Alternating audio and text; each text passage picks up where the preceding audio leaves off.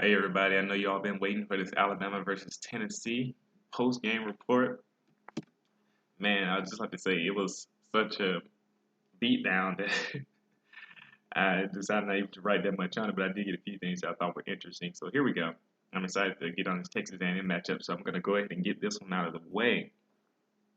So first of all, with some overarching things, Alabama finally played again a complete game.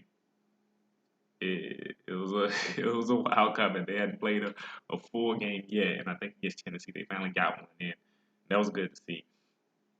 Tennessee was just manhandled by Alabama's offense, and their offense just struggled the whole game. There was nothing they could do. Alabama's offense, on the other hand, consistently moved the ball, and even when they made mistakes, they were moving the ball before that, and they consistently scored, which is good. Didn't do too much in the passing game, but we didn't have to because we had over 400 yards rushing, which is crazy. It's like triple option offense levels right there. And running just simple zone reads to the right side of the offensive line. But let's just get into some of the things I noticed. So early on in the game, in the first quarter, the defense rushed Joshua Dobbs well very early. I mean, from the outset, like their first drive, they had got like a couple of first downs, I believe, but Tim Williams and those guys sacked the guy and it pushed him back, and they punted the ball to us. Who, ironically, I think Tennessee's punter was like their best player in this game because the rest of it was ridiculous. So the defense started out very well. They just started out from the get-go going after Tennessee. Now on Alabama's, they traded punts those first couple of drives or so, and then on Alabama's first scoring drive, their first touchdown drive, they ran the ball very well to the right side behind Bradley Bozeman, Lester Cotton, and Jonah Williams, true freshman. So the run blocking was fantastic. I'm not a big fan of those run blocking schemes, but they looked really, really good. And the offensive line was pushing people. The run blocking did well. And all of the running backs played well. Joshua Jacobs was still running through people. Damian Harris shows his great vision again. Bo Scarborough even is coming along. And BJ Emmons got in, but on that first drive, it showed, as I said in a couple videos back, Lane Kiffin seems to hesitate spamming the running plays when they're working, and over the last couple weeks, so he's done it. And that's so good to see. He's actually saying, we can run the ball, so run it. And he did, and then even added a few read options here with Jalen Hurts and just handing the ball off. It was good stuff. We need to do that. We need to that running actually continued throughout the game. There are times where he's like, we need to move the ball, and he handed the ball off. That is reminiscent of a good Alabama team when you can run the ball well. Like I said, this Alabama team is better at run blocking than we've been over the past 3 years. So I'm excited about that. And so on the following drive after Alabama's touchdown drive, Tennessee's O-line just couldn't hold up. It, I'm not going to talk about any specific players. It's just that the D line, it's like Alabama said, all right, defensive line, hold up Dobbs, and then we'll send Tim Williams and Ryan Anderson every once in a while. And then we'll send a blitz too, which we're going to talk about in just a second. But first, before I move on there, on that same drive, Anthony Averett made a play down the field where he was one-on-one with the Tennessee receiver, I believe was Juwan Jennings. And he played him well. And honestly, over the last few weeks, I've noticed, but I hadn't seen it. It's been a low sample size because he doesn't get the ball thrown to him that much, ironically. He's been locking guys down. Anthony Averett, our third defensive back, when Mika Fitzpatrick moves into the slot, and Averett moves out to Minka's spot. And over there, he's playing pretty well, and I got to give him some credit. And watch out for him going down the future. USC tried to pick on him early in the season, but he's responded well. That's good to see.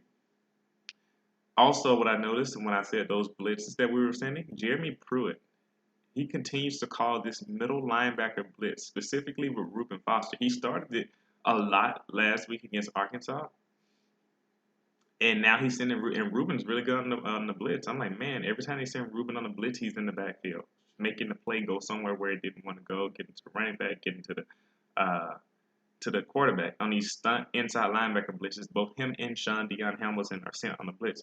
And at first, I wasn't sure how I felt about it. I was like, just let the D lineman rush and then play back. But with how successful it's been, I'm like, I like it. This aggressiveness. It dictates to the offense rather than allowing the offense to dictate to you. And I think that's effective, especially when you got a quarterback who's not that great at throwing the ball down the field, which they had with Dobbs.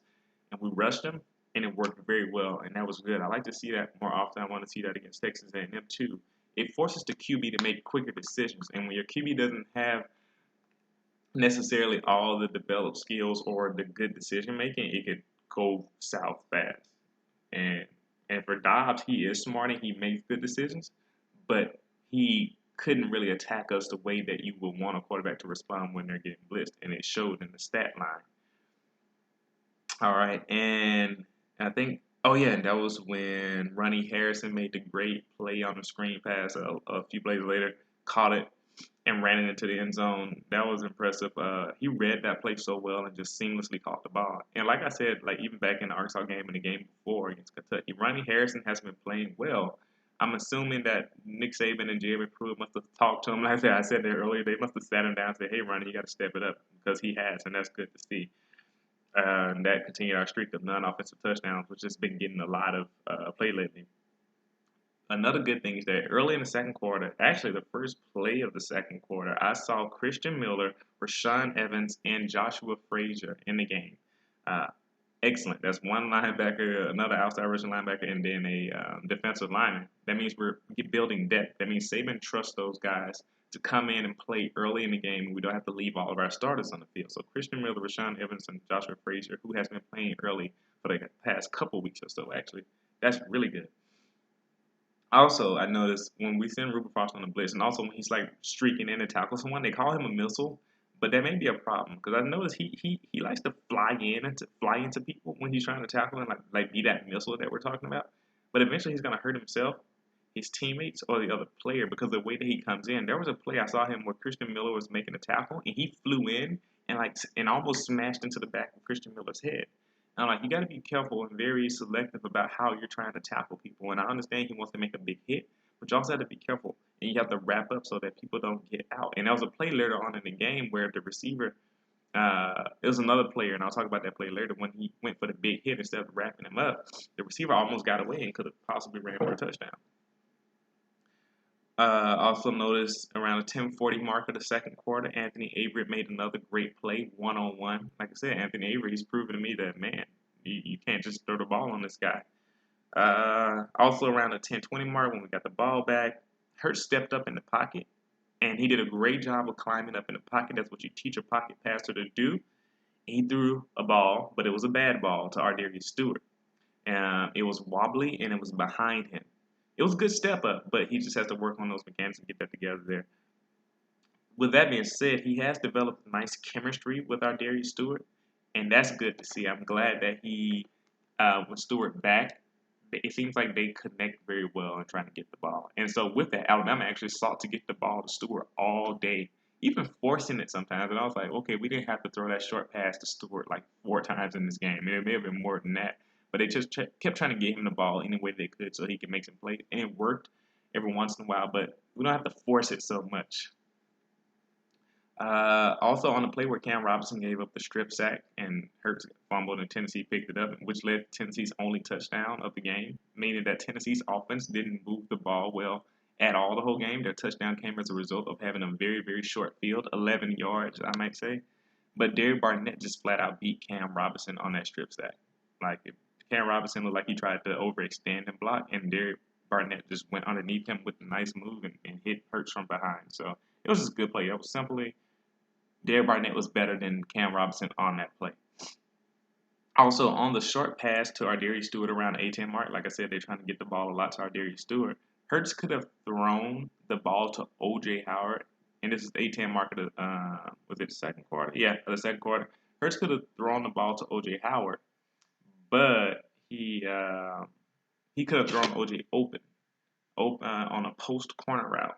And OJ was on the right side of the field, and OJ was going up post corner route on the right hash mark. He could have thrown him open. The linebacker was OJ had already ran past him, but he quickly threw the ball to RJ Stewart. Now, that play did go for a first down with our Darius Stewart running for the first, but that could have possibly been a touchdown to OJ Howard. So those are some things they'll probably sit with him and talk to him about in the film. It's hard to see on the game's broadcast because it was so quick and the replay kind of showed OJ going up and to the side. But that would have been a play that would have been very big if we weren't so dedicated to forcing the ball to Stewart. Let's see what else I got here. Hurts' passes on the run, I noticed. His passes on the run, yes, on the game didn't look that great. A lot of them hit the ground, some of them sailed. So he has to work on the mechanics doing that. One thing I also noticed is that wasn't that impressed with the shotgun runs. I've been hating them ever since that we had Derrick Henry and TJ Yeldon running those shotgun runs when Lane first got here with Blake Sims and Jake Coker. I still don't like them that much. They're better this year because the run blocking is better, but they're still not great. So I hope we do less of those.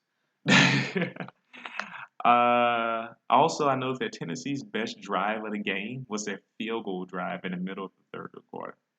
And so that tells you how bad of all day they had. And that drive didn't look that great either. They just made some good plays here and there. And yeah, they got dominated.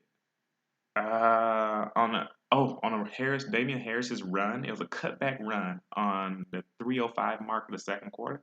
He showed great vision on that play. He could have kept going to the outside like any young back would do, but he saw the hole back to his right, made one simple step with his right foot, and cut back in and got a positive yard. So that's really good to see from Damian Harris. That's why he's been so successful. Also on Jalen Hurts' interception, the one way he got pressured and the guy hit his arm and the ball tipped up in the air and Derek Barnett caught the interception. He honestly should have just thrown the ball out of bounds to his left instead of turning back in and trying to throw it out the back of the end zone because I think that's what he was trying to do. I think he was trying to throw it out the back of the end zone. But I don't think he had the awareness that he was on the left side of the field and he could have just flung the ball out to his left. And so that's just something you learn with experience. He's a true freshman. More notes here. Oh, yeah, this is just funny. I noticed that Tennessee barely moved the ball in the first half. Just some little stat lines here. They had 7 punts. This is why I say the Tennessee's best player was their punter. Danielson, that guy's good. They had, because he kept pinning us beyond that on the side of the hash mark and deep into our territory. So Tennessee's punter is their MVP. But they had 41 total yards in the first half. You're not going to win a game like that. There's no coming back if you can't move the ball. See, people were saying that Tennessee can come back and win games, but they have to actually have success against the team to do that. They had no success against Alabama, which is going to be something I bring up in my Texas A&M preview because, like I said before, I'm not that sold on Texas A&M. You'll see why. Also, later on, I saw Hurt step up in the pocket again, which is good. He's learning something. He stepped up in the pocket. Fantastic. But he threw to Gary Dieter a little bit too high. It was on the right side of the field. It was in the third quarter earlier on, and he just got to work on that. Just got to work on getting those throws in the right place. Also, this is what I was talking about when I said that we had a guy not wrapping up for the tackle. It was Ronnie Harrison, who had been playing well, although he still made the tackle. But he went for a big hit on the receiver rather than, and this was Tennessee's field goal drive, actually, I think. He went for a big hit on the receiver rather than a sure tackle. And that was around the 8:20 mark of the third quarter. So he tried to crash into the guy, and the guy took the hit and slowed down, but he didn't go down. And luckily, Ronnie Harrison was still there and grabbed his legs and brought him down. But it's that's the type of thing that can make a mistake in a game. You can try to do that against another team, and that receiver breaks free and runs for a touchdown. You got to wrap up. Every once in a while, Hurts will make a great throw down the field, and I documented one of those cases here. So if you want to see it, go check this throw out. He threw this one to Calvin Ridley at about the 3:50 mark of the third quarter. Man, it was good. It was a good throw. Calvin Ridley did a fake post and cut back out to the left hash mark, and Jalen threw it right on him. Calvin Ridley caught it, dropped it right in the chimney. That's the type of throws that he has to make. He stepped up and made that throw. Great job, Jalen. Keep working on those so you can do those. And then later on, around the 1:20 mark of the third quarter, he threw a pass that was behind OJ Howard. OJ caught it, but OJ had to wait on it. So, great play, bad play. Great play, bad play. You have to work on it. And just little small things at the end here. Now that we've gotten down to it, I think Tennessee's whole team pretty much got injured by the fourth quarter. As the fourth quarter had started, guys went down. They lost Evan Berry. Vickers was getting taped up. The Abernathy, the one who slowed down with the hamstring, he was trying to catch Bo Scarborough on that 85-yard run, and he pulled up. He got their whole team. They need a new strength and conditioning coach or something because they're just, I don't know, but I think they would have put up a better game if they had some players injured, but they still looked outmatched. They just looked outmatched, and they probably would have put up a better game. Maybe we wouldn't have scored as many touchdowns. Maybe it would have been closer to my touchdown prediction of 35. Uh, but yeah, they, they need to do something about that. And also, I noticed the way we rushed Dobbs, we didn't send the pressure on Dobbs a lot from the D line. We had them contain Dobbs, and we brought pressure with the linebackers when necessary. So I wonder if that's like a new scheme they thought of for dealing with those spread offense. So I wonder if that's gonna be for a dual threat quarterback, one of the schemes that we implemented trying to stop them. So I wonder if they'll use that against Trevor Knight. Not sure. Um, and also, just at the end, I noticed that we brought in a lot of more depth in the fourth quarter. Keith Holcomb played a linebacker. Anthony Jennings again. Tony Brown came in. Hootie Jones played. And that was about the 11:27 mark of the fourth quarter. Tennessee brought in their backups too, and they completed the first pass down the field in the entire game with their backup quarterback. And that's because Minka Fitzpatrick failed. He was right there, but he failed. But yeah, at the end of the day, Alabama completely dominated this game. It was cool to see a complete game. Tennessee's punter should get more recognition for how great he played. But at the end of the day, Roll Tide. Be on the lookout for my preview video for Alabama versus Texas A&M. Thanks for listening.